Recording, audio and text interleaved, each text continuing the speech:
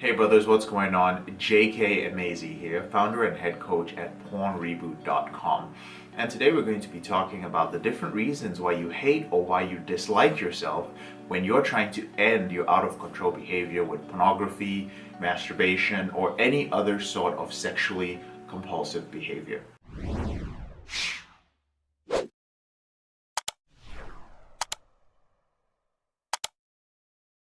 Now, early on when I was trying to end my out of control behavior, I'll be very honest with you, I disliked myself, and that created a set of behaviors which were really disturbing now that I get to look back at them in retrospect. And the good news is because I've been able to identify these behaviors, I've also been able to help my clients identify them in their lives. And so today I'm going to share a handful of some of the reasons why we not only hate ourselves, but why we also stay hating ourselves. And I also want to kind of preface this by letting you know that a lot of these reasons on the surface, when I explain them to you, might not make sense to you because not all of them are behaviors that we exhibit consciously. A lot of them are unconscious behaviors. So I would recommend that you take a moment to actually think about how you might be exhibiting them in your life before you discount them. The first one is because it's easier to predict things happening. And what this means is that when you dislike yourself, you also realize that other people, as you go through life, are also going to dislike and reject you. That's just the way life goes. Not everybody is going to like you. Not everyone is going to like your ideas or what you represent. However, you have low self-esteem and you don't want to experience the pain of rejection or the pain of somebody disliking you. And so you use that as an excuse to justify hating yourself. Here's an analogy for you. It's as if you're wearing dry clothes. And for some reason, on a particular day, there's a risk that if you went outside, that somebody would splash water on you. And that would be uncomfortable because you're dry. You're good. You're comfortable being dry. And somebody splashing water on you would make you uncomfortable. So you take a bucket of water and you dump it over your head and you stay wet all the time. Anytime you're about to get dry, you pour water on yourself. Because if you were to go out and somebody splashed water on you, well, it's not going to be that big of an inconvenience if you are already wet. Now that might sound like an extreme analogy, but think about it. That's literally what it's like walking around disliking yourself. And that is one of the reasons why a lot of men stay disliking themselves. Well, I'm going to get rejected anyway, but better for me to reject myself first. That's the first reason. So take a moment, if you want to pause the video to think about that, do so. Take a moment to think about it. The second reason why you stay hating yourself and you stay disliking yourself is because once in a while you actually get some sort of positive attention. Now this is sad to admit, but I'm going to be straight with you guys. I used to do this way back in the day when I was an addict. See, I realized that if I expressed my self-pity and how much I didn't like myself, well-meaning people who had a caring personality or people who actually cared about me would give me attention, at least for a while anyway. They would say things like, JK, come on, you're not that bad, you're a pretty intelligent guy, you're a nice guy, you're a this and you're a this, and I would feel good. But because I wasn't willing to put in the work to actually become a certain type of person and get the validation that comes from putting in the work, I would basically stay disliking myself and express it in a very real way, how much I didn't like myself or how much I hated myself, just to get the pity and the support of others. In fact, you might have done this or you might be doing this, but I used to be a huge offender when it came to attractive women who had put me in the friend zone. This is super sad to go back to, but I have to do it because I know that there are brothers out there who are doing the same thing right now. I would be friends with attractive women. They saw me as a brother. Very sad situation.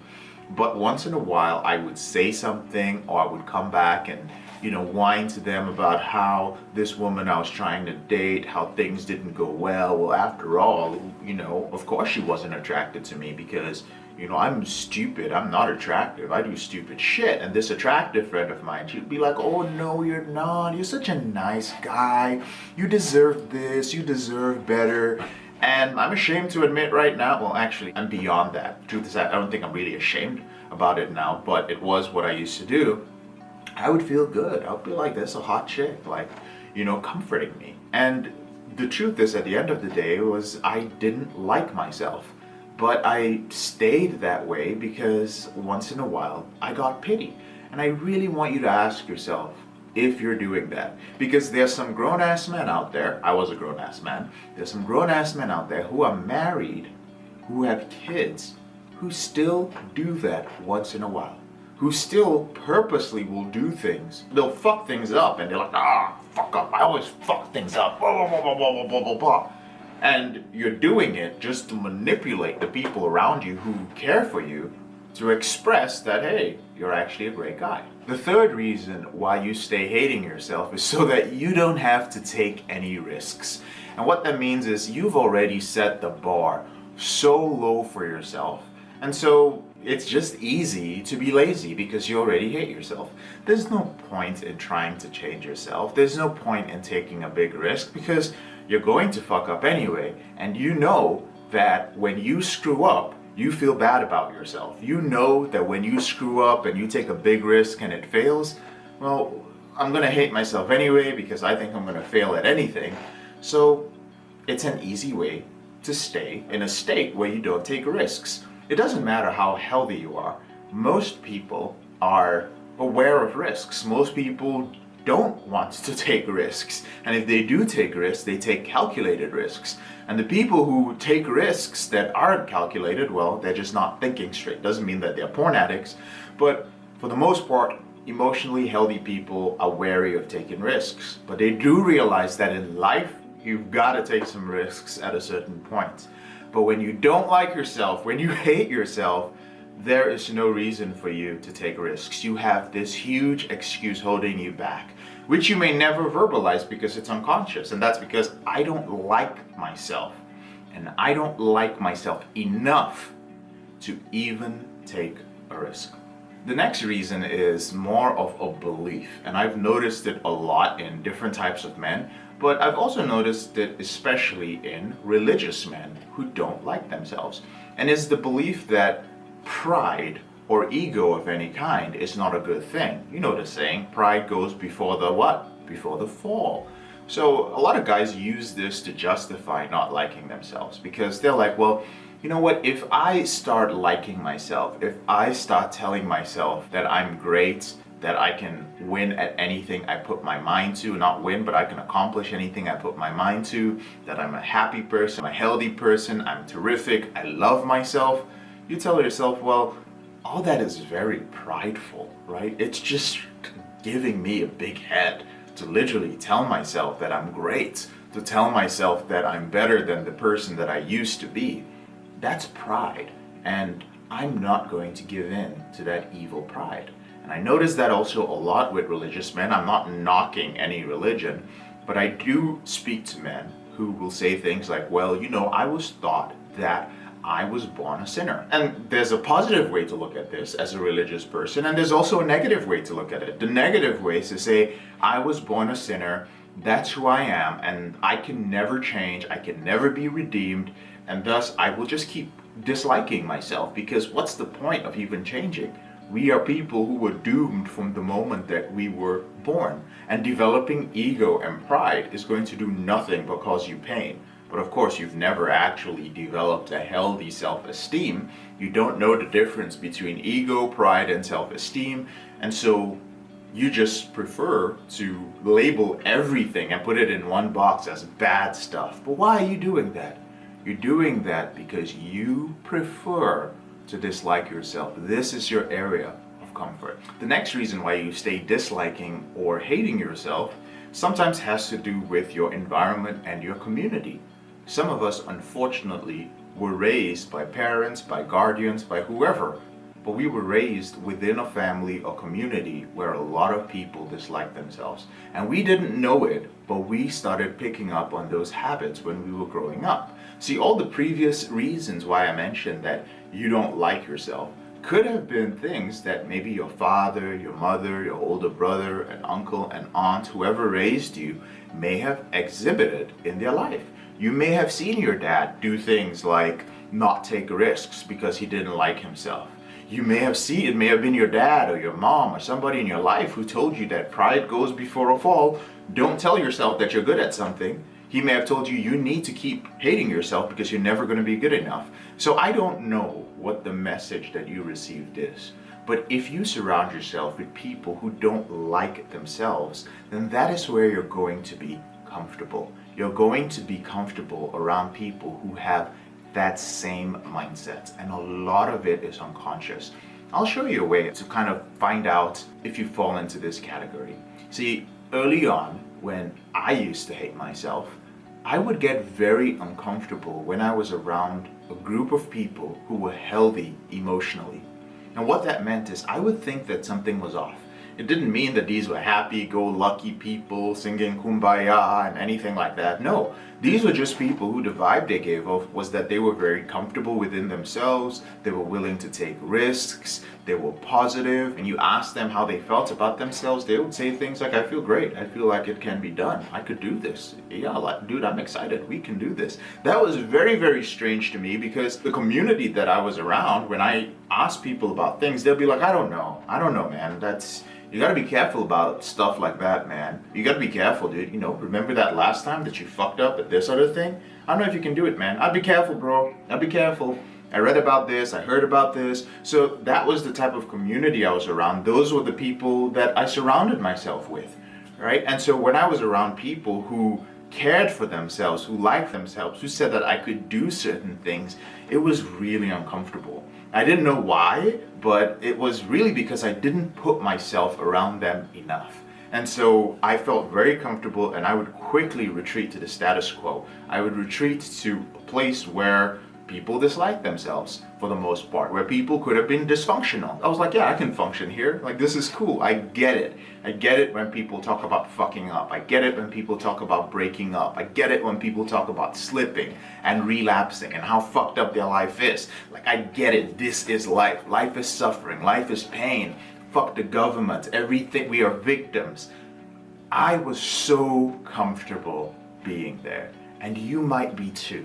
And once you develop a sense of self-awareness of like how much you don't like yourself and the little unconscious things that are holding you back there, man, it's like day and night. You won't want to be in certain environments and in certain communities. And the final reason why you stay disliking or hating yourself is because it just justifies you not taking care of yourself as a person. And I really mean basic things like your hygiene, like dressing up, like eating healthy, like wanting to look good for yourself. When you dislike yourself, you start letting all these things go. And it doesn't mean that you don't want to change, because you're like, it's so much easier when you dislike yourself, because the thought process you know you're gonna have is, what's the point, right? What's the point of dressing up, of losing weight, of putting on muscle mass, of being healthy, of trying to take care of myself financially, being financially secure, of trying to end my addiction when people don't like me? That's your assumption because you don't like yourself. What's the point of doing those things when all women are this, women are not interested in that? You know, what's the point of doing that when our careers are rigged against us? You know, the economy is rigged against us. What's the point of doing this when I'm this race or I'm this ethnicity? You know, like everything's against me. What's the point when I'm gonna fuck up anyway? Like, I'm not good at anything. I fuck up at everything I do. Now, I wanna make it clear. You're not verbalizing these things, okay?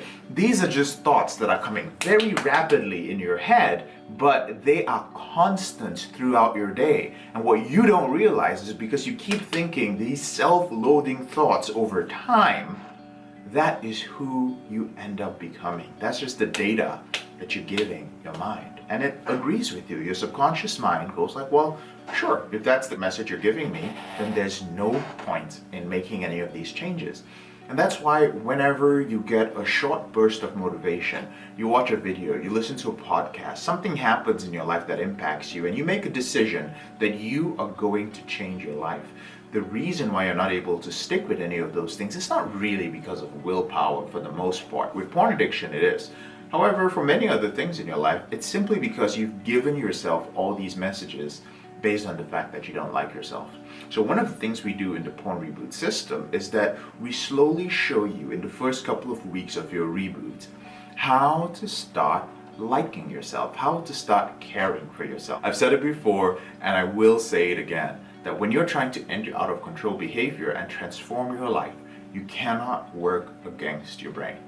You have to work with your brain. And working against your brain is hating yourself and telling yourself something like, oh, I'm gonna dress good, I'm gonna look good, I'm gonna do all these different things, when that goes against the message that you've been giving your brain for years. You have to change the message first. So brother, those are a few reasons why you stay hating and you stay disliking yourself. I'd love to know what you think in the comment section below. And brother, whenever you're ready, there are a couple of ways that I can help you end your out of control behavior with porn, sex, or masturbation.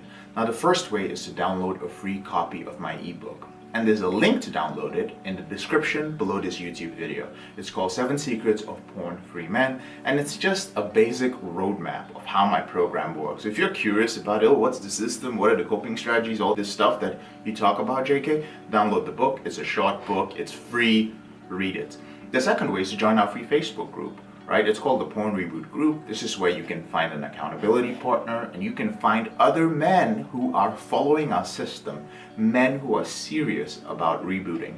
And the final way that we can help you is you want to find out if you're qualified to work with me and my team members to help you end your out of control behavior. So if you'd like to end it faster, like you've been doing stop fapping, you've been doing semen retention, all these things, and they haven't been working for you. Listen, I want to work with a system that can teach me how to control my behavior within 90 days, then we might be able to help you. Well, we got to get on the phone with you to find out if you qualify first. So there's a link to complete a survey. Get on the call with me or one of my team members. We'll ask you a couple of questions to see if you're qualified, and then you can find out more about the program, whether it's a good fit or not. Now, if you enjoy these videos, I release a video 4 times a week, every week consistently. You can learn a lot. If you enjoy it, you want to see more of these videos, don't forget to subscribe. And once you subscribe, click on the little bell icon. That way you get these notifications when I release videos. Thank you so much for taking the time to watch these videos, and I'll speak to you later on in the week.